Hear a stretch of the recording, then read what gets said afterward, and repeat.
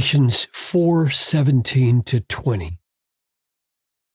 Just before this, remember, Paul has begged them, entreated them to not be led astray into a return to Jewish practices to try to get right with God, but to become as he is, the way he became as they are, namely, he forsook any dependence upon his own Jewish pedigree in order to show them what a law-free dependence on Christ would look like. And he reminds them that if possible, they would have gouged out their eyes for him. They received him like an angel of God. They received him like Christ. This was a glorious relationship of trust in Paul and rejoicing in the message that he brought. And he continues that personal approach to persuasion here in these verses when he says, they, now I'll just pause there for just a minute. He doesn't say who the they are, but we know who the they are, don't we? Chapter 1, I'm astonished that you are so quickly deserting him who called you in the grace of Christ and are turning to a different gospel. Not that there is another one, but there are some who trouble you and want to distort the gospel. That's who he's referring to. There are people who are distorting the gospel by commending circumcision as a way of being right with God. Here it is again in chapter 2. But when Cephas came to Antioch, I opposed him to his face because he stood condemned before certain men came from James. He was eating with the Gentiles in freedom. But when they came, he drew back and separated himself, fearing the circumcision party. For here they are in chapter 6. It is those who want to make a good showing in the flesh who would force you to be circumcised, and only in order that they may not be persecuted for the cross of Christ, which nullifies the way of law-keeping as a way of justification. For even those who are circumcised do not themselves keep the law, but they desire to have you circumcised, that they may boast in your flesh. So it's pretty clear who the they are here, the circumcision party, who are pulling the Galatians away from justification by faith alone and telling them they must be circumcised and practice these days and months and seasons and years. They are jealous for you. So they see how much affection these Galatians have for Paul. They love him and they're jealous. They're jealous. They want these Galatians for themselves. They want notches in their own gun for converts back to what they have forsaken. They are jealous for you, but not in a good way. They want to shut you out that you may be jealous for them.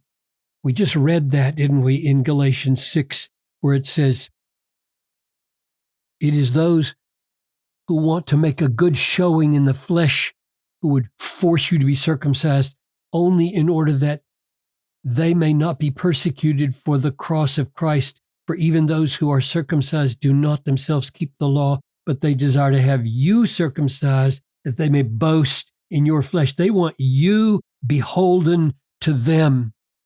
They are excluding you from salvation since you're trying to believe what Paul says about the fact that you're free from circumcision, so that you will then be dependent on them for the gospel and not dependent on Paul's gospel. To be sure, Paul says, to be pursued jealously in a good way is always good. Paul was jealous of them. And not only when I'm present with you, so he's referring to his own jealousy for them. Here's a picture of it in 2 Corinthians 11. I wish you would bear with me in a little foolishness. Do bear with me, for I am jealous for you.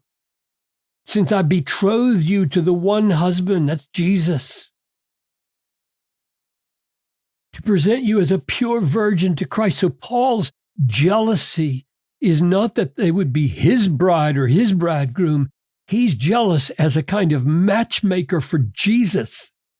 I want you to be a beautiful bride of Christ, and I'm jealous for that.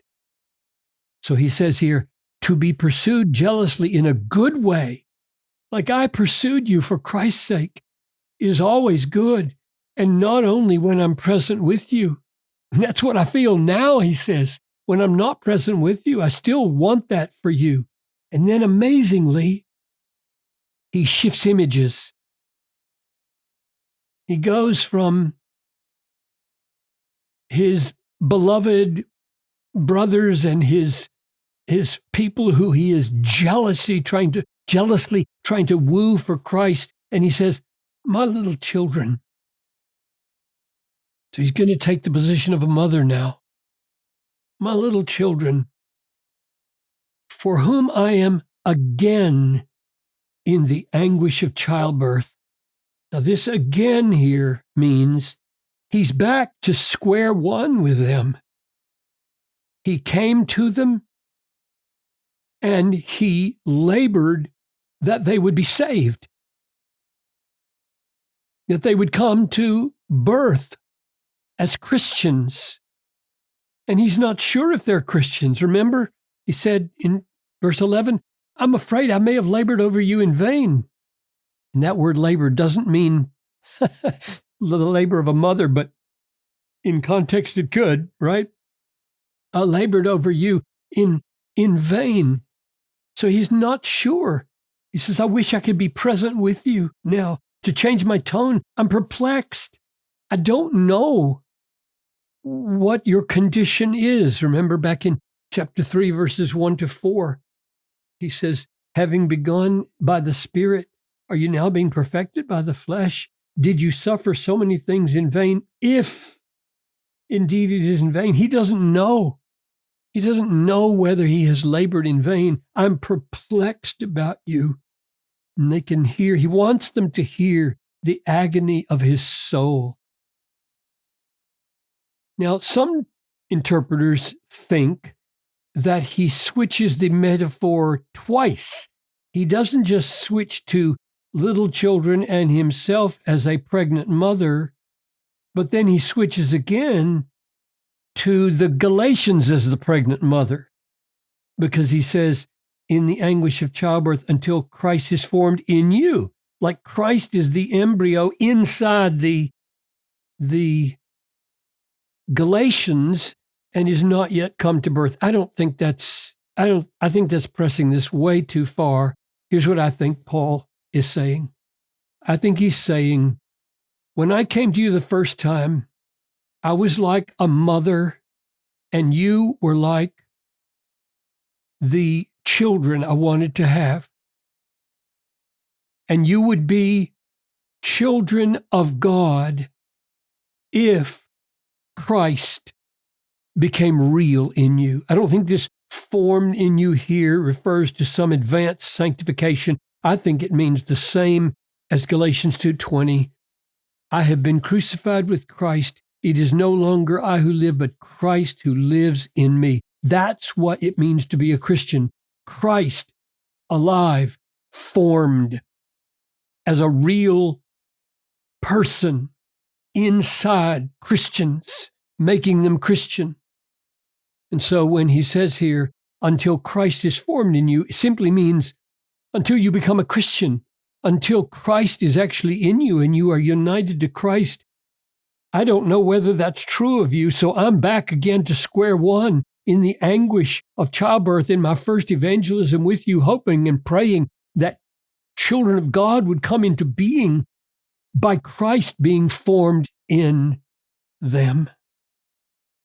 So all of this is a continuation, I think, of verses 12 through 16, where they had loved Paul.